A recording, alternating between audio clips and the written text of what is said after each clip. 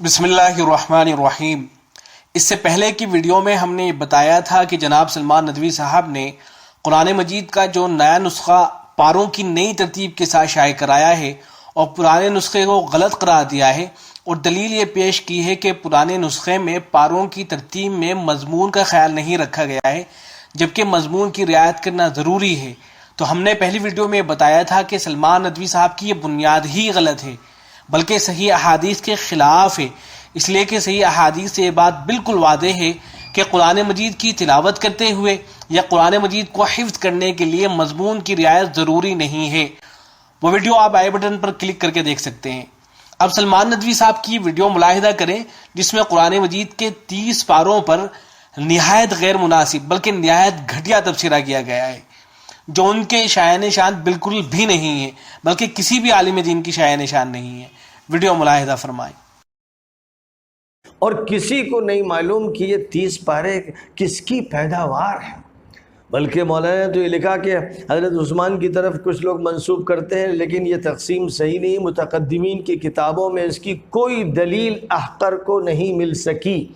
مولانا نے تو یہ فرمایا، اور میں مزید اس پر وضاحت کرتا ہوں، میں نے اپنے مقدمے میں اس کو واضح کر دیا ہے کہ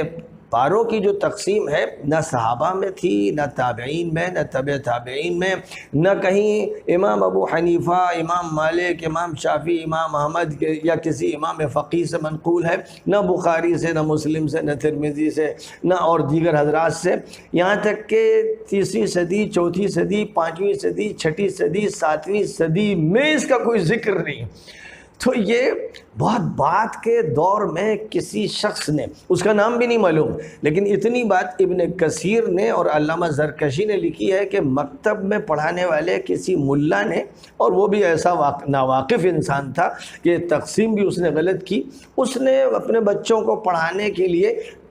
تقسیم 30 پاروں کی کر دی، اور اس کی مزید تحقیق بعض علماء نے کی تو یہ فرمایا کہ ایک قرآن 600 صفحات پر مرتب تھا، تو 20 صفحات پاروں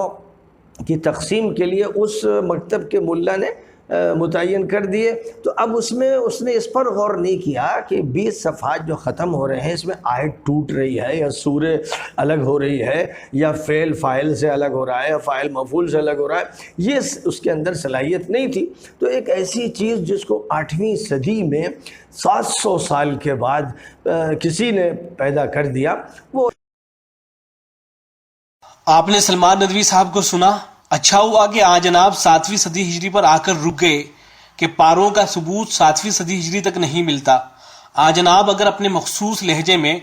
8ویں صدی، 9ویں صدی، 10ویں، 11ویں اور 12ویں صدی بھی بول دیتے کہ ان صدیوں میں پاروں کا کوئی ذکر نہیں ملتا ہے، تو کون ان کو پوچھنے والا تھا؟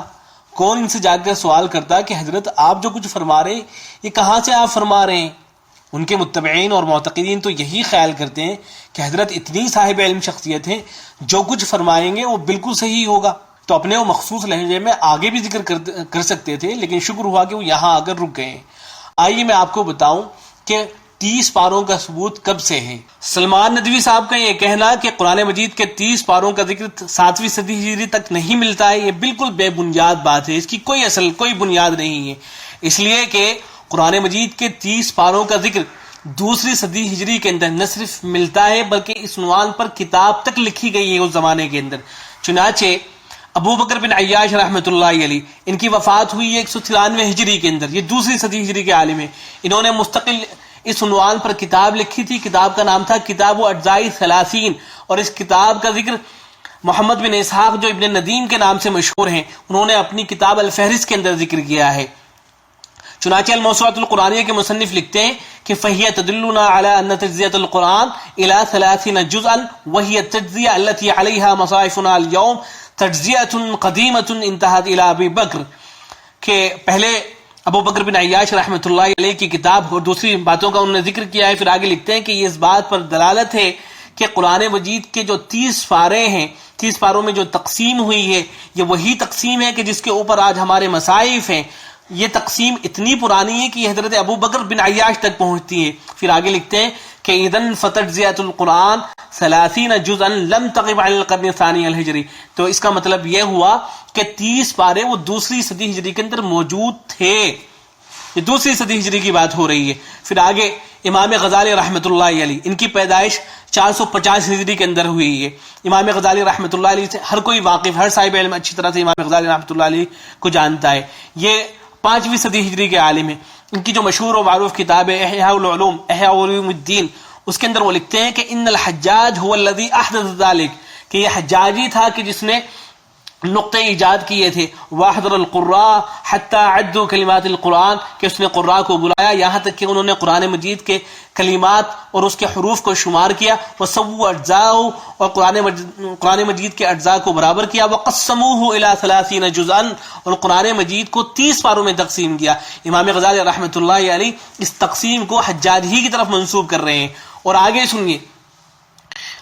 عبد الرحمن ابن الجوزی رحمۃ اللہ علیہ. ابن الجوزی رحمۃ اللہ علیہ مشہور شخصیت ہیں، کون ان سے واقف نہیں ہے. ان کی وفات ہوئی ہے 597 ہجری میں، گویا 6 صدی ہجری کے عالم ہیں. ان کی کتاب فنون الافنان فی عیون علوم القرآن، اس کتاب کے اندر نہ صرف انہوں نے 30 پاروں کا ذکر کیا ہے بلکہ یہ بھی بتا دیا ہے کہ کون سا پارہ کہاں سے شروع ہو رہا ہے. آج جناب فرما رہے ہیں تو کسی ملا کی تقسیم ہے، بات کی پیداوار ہے،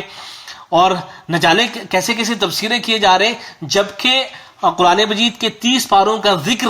دوسری صدی ہجری کے اندر نہ صرف ملتا ہے بلکہ اس عنوان پر کتابیں تک لکھ دی گئی ہیں. اور 7ویں صدی ہجری سے پہلے تو یہ تک بتا دیا گیا ہے کہ کس پارے کا آغاز کہاں سے ہو رہا ہے اور کہاں اس کا اختتام ہو رہا ہے. اور بعد میں چل کر یہ تقسیم اتنی زیادہ مشہور ہو گئی ہے کہ جب پارے کا لفظ بولا جاتا تھا تو قرآن مجید کا پارہ ہی ذہن میں آتا تھا. جیسے ہمارے زمانے کے اندر جب ہم پارے کا لفظ بولتے ہیں تو قرآن مجید کا پارہ ہی ذہن میں آتا ہے. چنانچہ مناہل العرفان کے اندر علامہ زرقانی رحمۃ اللہ علیہ نے لکھا ہے کہ حتی اذا قال قائل قرأت جزءا من القرآن تبادر الى ذہنی انه قرأ جزءا من 30،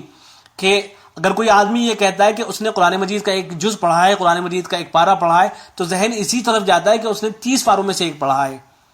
30 پاروں میں سے ایک پارے کو اس نے پڑھا ہے. تو یہ تقسیم بعد میں چل کر اتنی زیادہ مشہور ہو گئی ہے. اب علامہ زرقانی رحمۃ اللہ علیہ اس کو ذکر فرما رہے ہیں، پاروں کی تقسیم کے اوپر ان کو کوئی اعتراض نہیں،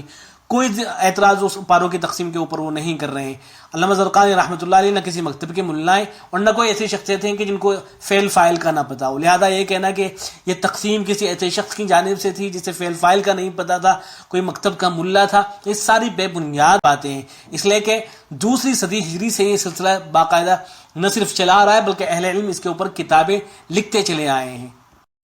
اور حیرت اور تعجب کی بات تو یہ ہے کہ سلمان ندوی صاحب علامہ ابن کثیر رحمۃ اللہ علیہ اور علامہ زرکشی رحمۃ اللہ علیہ کی طرف یہ سب باتیں منسوب کر رہے ہیں کہ انہوں نے لکھا ہے کہ کسی ملا نے، وہ بھی ایسا ناواقف انسان تھا کہ تقسیم بھی اس نے غلط کی، یہ تقسیم کسی ملا نے کر دی ہے جو بالکل ناواقف انسان تھا. یہ باتیں وہ ابن کثیر رحمۃ اللہ علیہ اور علامہ زرکشی رحمۃ اللہ علیہ کی طرف منسوب کر رہے ہیں، حالانکہ ان حضرات نے کوئی اس طرح کی بات لکھی ہی نہیں ہے. ابن کثیر رحمۃ اللہ علیہ نے صرف اتنا لکھا ہے کہ وَأَمَّا التَّحْذِيبُ وَالتَّجْزِيَةُ فَقَدِ اشْتُهِرَتِ الْأَجْزَاءُ مِنْ 30 كَمَا فِي الرَّبَعَاتِ فِي الْمَدَارِسِ وَغَيْرِهَا، کہ قرآن مجید کی جو 30 پاروں کے اندر تقسیم ہوئی ہے وہ مشہور ہے، مدارس کے اندر یہ مشہور تقسیم ہے. اتنی بات وہ ذکر کرتے ہیں لیکن اس کے اوپر کوئی اعتراض نہیں کرتے ہیں. وہ یہ نہیں لکھتے ہیں کہ کسی ملا نے اپنی طرف سے تقسیم کر دی ہے اور تقسیم بھی غلط کی ہے. یہ ساری باتیں علامہ ابن کثیر رحمۃ اللہ علیہ نے کہیں ذکر نہیں فرمائی ہیں. تو حضرت اس طرح سے باتیں کر رہے ہیں گویا کہ ابن کثیر رحمۃ اللہ علیہ، علامہ زرکشی رحمۃ اللہ علیہ اور دیگر جو شخصیتیں ہیں سب ان پاروں کے اوپر اعتراض کرتی ہوئی چلی آئی ہیں، جبکہ یہ باتیں صحیح نہیں ہیں. ان حضرات نے یہ تو لکھا ہے کہ یہ پارے مشہور ہیں لیکن اعتراض کسی نے ان پاروں کے اوپر نہیں کیا ہے. آگے سنیے سلمان ندوی صاحب کیا کہتے ہیں. اس پر خاموش رہے کیونکہ قرآن کا جو نظام صورتوں کا ہے اس میں کوئی تبدیلی نہیں اور وہی اصل ہے. تو مفسرین نے ہمیشہ صورت کو بنیاد بنا کر قرآن کی تفسیر کی ہے. کسی مفسر نے پارے کو بنیاد بنا کر تفسیر کی ہی نہیں ہے. تو بہرحال ایک جاہلانہ بات کو اس طرح پیش کیا جا رہا ہے جیسے بڑے علم کا انکشاف ہوا، اور جو علمی اور تحقیقی بات ہے اللہ کے فضل سے جو یہاں ہمارے اس ادارے کی طرف سے سامنے آئی، جامعہ سید احمد شہید نے اس قرآن پاک کو بھی تباہ کرایا کہ جہاں پر جملہ ٹوٹ رہا تھا، جیسے پانچواں پارہ اگر کوئی والمحسنات سے شروع کرے تو قرآن میں تحریف ہو جاتی ہے.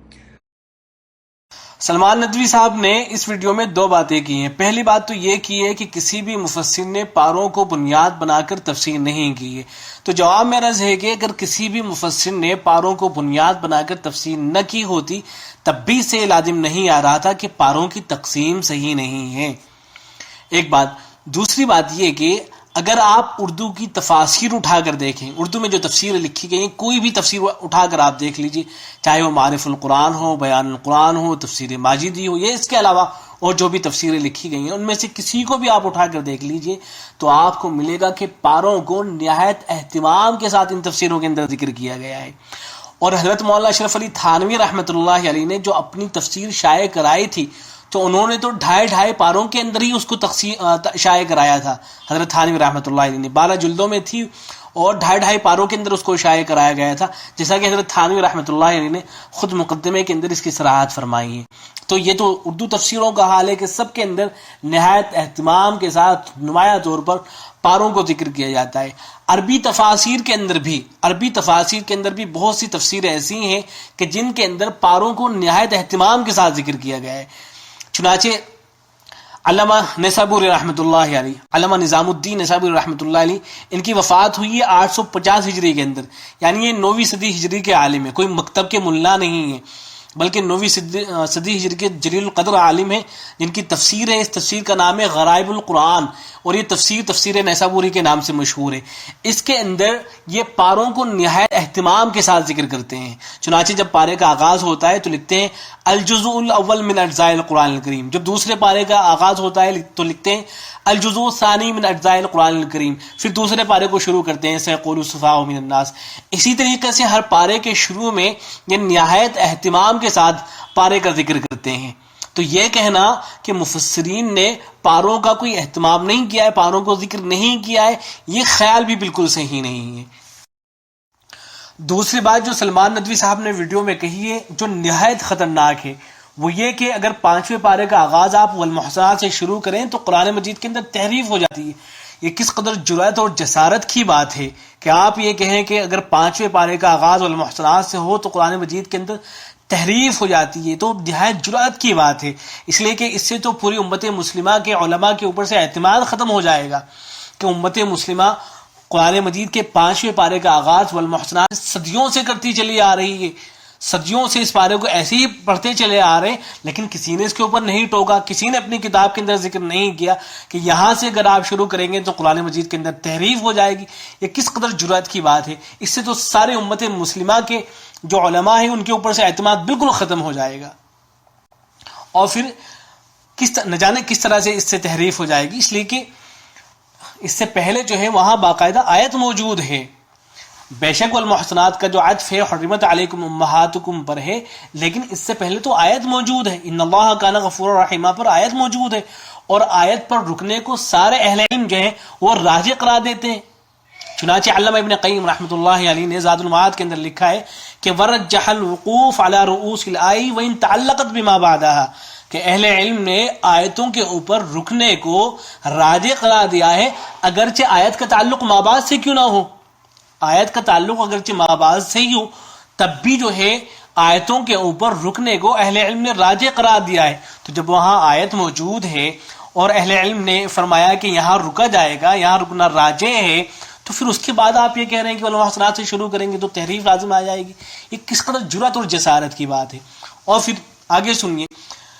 والمحصنات کا جو شان نزول ہے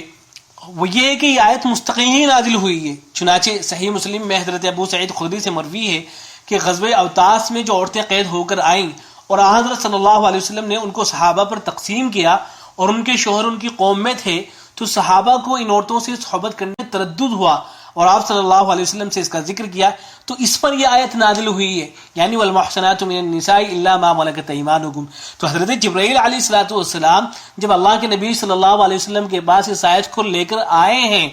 تو حضرت جبرائیل علیہ السلام نے یہیں سے اس کو تلاوت فرمایا ہے، والمحصنات من النساء سے۔ تو حضرت جبرائیل علیہ السلام جب یہاں سے اس کو تلاوت فرما رہے ہیں تو کیسے تحریف لازم آئے گی؟ یہ جو اعتراض ہے وہ نعوذ باللہ وہ تو اللہ رب العزت تک یہ اعتراض پہنچ رہا ہے، نعوذ باللہ من ذالک۔